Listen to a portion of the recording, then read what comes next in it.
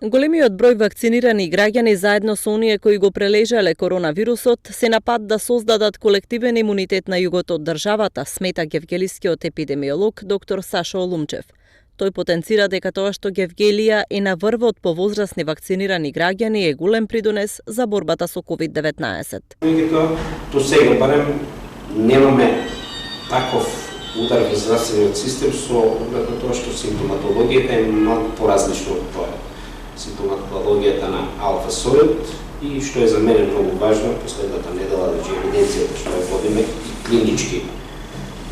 Тоа што го гледаме, вакцинираните кои не беа или прележаните, кои се реинфицирани, поживаат многу поблага симптоматологија, што за мене е вест која радува. Значи исход кој е многу добар.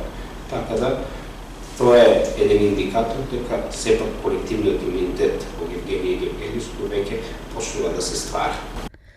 Бројот на заразени е во порасти во Гевгелија, но засега нема никаков притисок врз болниците, вели Олумчев.